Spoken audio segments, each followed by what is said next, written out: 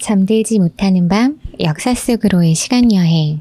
역사 읽어주는 여자입니다.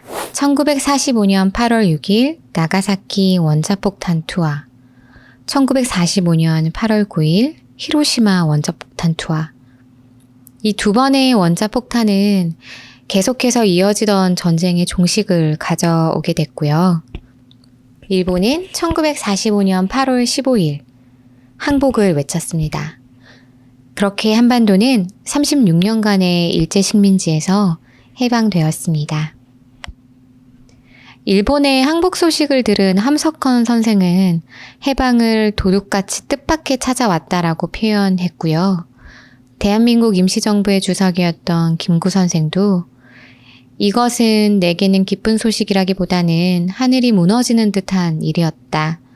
그보다도 걱정되는 것은 우리가 이번 전쟁에 한 일이 없기 때문에 장래 국제 간의 발언권이 박약하리라는 것이라며 많은 우려를 표했습니다. 함석헌 선생과 김구 선생의 말처럼 우리 스스로 완성한 독립이 아니었기 때문에 일본이 항복을 한 순간부터 한반도 현대사에는 비극이 찾아옵니다. 여러분들도 많이 아시다시피 38도선을 기준으로 북에는 소련군이, 남에는 미국군이 주둔을 하게 되었고요. 이들은 3년 동안 신탁 통치를 실시하겠다라고 통보를 해왔습니다. 그렇다면 어째서 38도선이었을까요? 미국과 소련이 38도선으로 정한 것에는 어떤 의미가 있었을까요? 오늘 영상에서는 이 38도선의 확정 배경과 그 과정에 대해서 한번 알아보려고 해요. 38도선이 어떻게 설정되었는지에 대해서는 국내외 학계에서 꽤나 많은 학문적인 논쟁이 있어 왔습니다. 38도선을 트루먼 대통령과 맥아더 장군 사이의 이 갈등에 대한 하나의 타협적인 산물이라고 보는 견해도 있고요. 연합국의 전시동맹 체제의 붕괴와 냉전 체제의 등장이 어떤 직접적인 결과라고 이야기하는 주장도 있습니다. 하지만 38도선의 형성 과정을 보게 되면 한반도의 분단 결정이 어떤 치밀하게 결정된 그리고 계산된 장기적인 정책이었다라고 하기보다는 이 군사적인 편의주의에 의한 산물이라고 이해하는 것이 보다 타당할 것 같아요. 38도선의 비극은 1945년 8월 초 포츠담 회담에서부터 시작이 됩니다. 당시 소련은 태평양 전쟁에는 아직 참여를 하지 않은 상태였고요. 소련이 태평양 전쟁에 참여할 것을 대비해서 미국과 소련은 이 군사작전 지역을 분할하기로 합의를 했어요. 포츠담 회담의 결과로 이 미국의 작전 범위는 남만주 지역 일부와 이 한반도를 거의 포함하는 지역이었고요. 하지만 이 지역 분할을 이 공군과 해군에 관한 것이었지 육군에 관한 것은 또 아니었습니다. 소련은 1945년 8월 8일 일본에 대한 선전포고와 함께 150만 명의 병력을 이끌고 만주에 있던 일본군들을 퇴치해 나갔습니다. 그렇게 소련군은 일본군을 패퇴시키면서 1945년 8월 9일에는 경흥, 10일에는 함흥, 12일에는 웅기와 나진, 15일에는 원산, 그리고 16일에는 청진을 점령하고요. 1945년 8월 24일에는 이 평양에 진입해서 평양에 점령군 사령부를 설치했습니다. 한편 45년 8월 10일 밤 미국에서는 긴급회의가 열렸어요. 6일과 9일 각 두 차례의 원자폭탄을 맞았던 일본이 드디어 항복을 할 것이라는 정보를 입수했기 때문이었죠.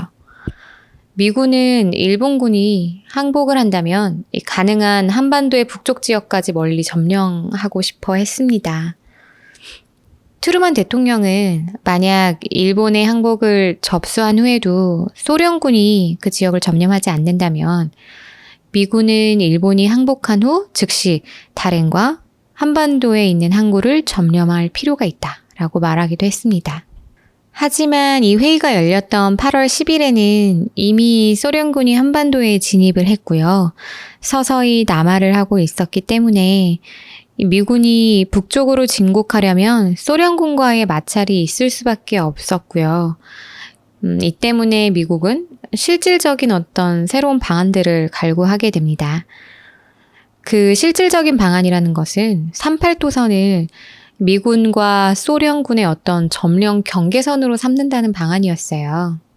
1945년 8월 11일 오후 제20차 삼부정책조정위원회에서 38도선의 설정 방안에 대해 논의를 했고요. 다음 날에는 초안을 작성해서 트루먼 대통령에게 승인을 받은 후에 1945년 8월 15일에 이제 필리핀에 있던 연합군 최고 사령관인 메가더에게 이제 위와 같은 내용이 담긴 일반 명령 제1호를 보내게 됩니다. 미국이 38도선을 기준으로 삼은 이유에 대해서는 합동참모본부가 위원회에 보낸 의견서의 내용을 보면 알 수 있어요. 이 의견서에는 38도선 이남은 한국에서 가장 중요한 도시인 서울과 인천, 부산을 포함하고 있을 뿐만 아니라 한국 인구의 3분의 2와 전체 면적의 상당한 부분을 포함하고 있다. 만약 4개국에 의한 분할 통치가 실시될 경우엔 영국과 중국에게도 지역을 할당해 줄 수 있는 장점이 있기 때문에 38도선의 선택이 타당하다. 메가더는 미국에서 문서를 전달받자마자 스탈린에게 통보를 했고요.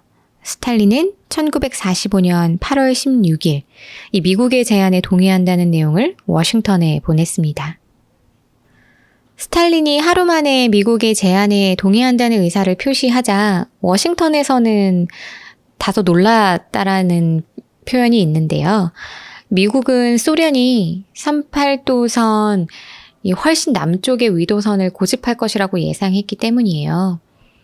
이는 소련의 목적이 한반도를 넘어 일본으로의 진출을 목적으로 삼고 있었기 때문입니다.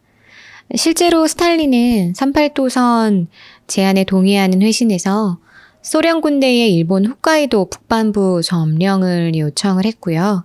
일본에 항복 후 일본의 통치에 대해 참여하기를 희망하고 있었기 때문에 미국의 제안에 대해서 수락해야 될 필요성을 어느 정도 인식하고 있었다고 해요.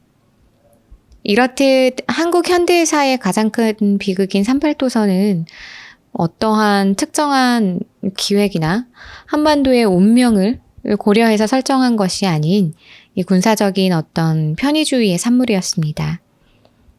1951년 미 의회 상원 외교위원회와 군사위원회의 합동회의에서 이 메가더 장군은 38도선은 단순히 미국과 소련군의 한계를 긋기 위한 편의적인 수단으로서 선택되었다고 증언하기도 했습니다. 훗날 트루먼 대통령의 회고록에서도 38도선은 일본군의 항복을 받기 위한 미소 간의 책임 구역을 정하기 위해 편의상 선정되었을 뿐이지 이외의 다른 정치적인 의도와 목적은 결코 없었다라고 서술했어요. 이러한 군사적 편의주의가 한반도에 어떠한 비극을 가져오게 됐는지 그리고 70년이 지난 현재에도 그 비극이 어떻게 이어지고 있는지에 대해서는 구독자 여러분들도 잘 알고 계실 거라고 생각이 돼요. 오늘 이야기는 여기까지고요. 이야기가 유익하셨다면 좋아요와 구독하기 버튼 누르는 거 잊지 말아주세요. 지금까지 역사 읽어주는 여자였습니다. 우리 다음 시간에 만나요.